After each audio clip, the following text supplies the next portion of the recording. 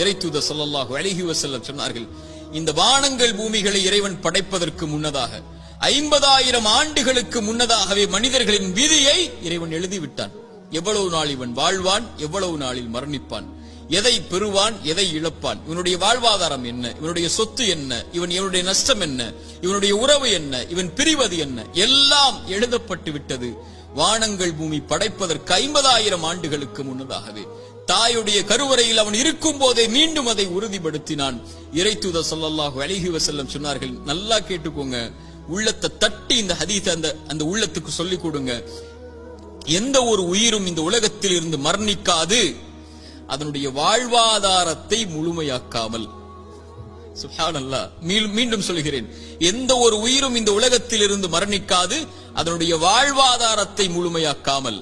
இவன் எதை பெறுவான், எதை இழப்பான், இவனுடைய சொத்து என்ன, இவனுடைய செல்வம் என்ன, ஒரு மனிதன் தன்னுடைய கடைசி சொட்டு தண்ணீரை அருந்தும் வரை, ஒரு மனிதன் தன்னுடைய சுவாச காற்றின் கடைசி மூச்சை இறைவன் எழுதியதின்படி சுவாசிக்கும் வரை மரணம் வராது. ஏன் பயப்படுகிறாய் எதிர்காலத்தை பற்றி? இது எழுதப்பட்டு விட்டது உன்னுடைய வாழ்வாதாரம். எதை பெறுவாய் என்று, எதை இழப்பாய் என்று, நீ செய்ய வேண்டியதெல்லாம் அதை நோக்கி நகர வேண்டியது மட்டும்தான். சோகம் வந்துவிட்டால், கவலை வந்துவிட்டால், இழப்பு வந்துவிட்டால், பிரிவு வந்துவிட்டால், இருட்டு அறையில் உட்கார்ந்து கொண்டு கண்ணீர் வடிப்பதை விட கிளம்பி செல் வெளிச்சத்தை நோக்கி.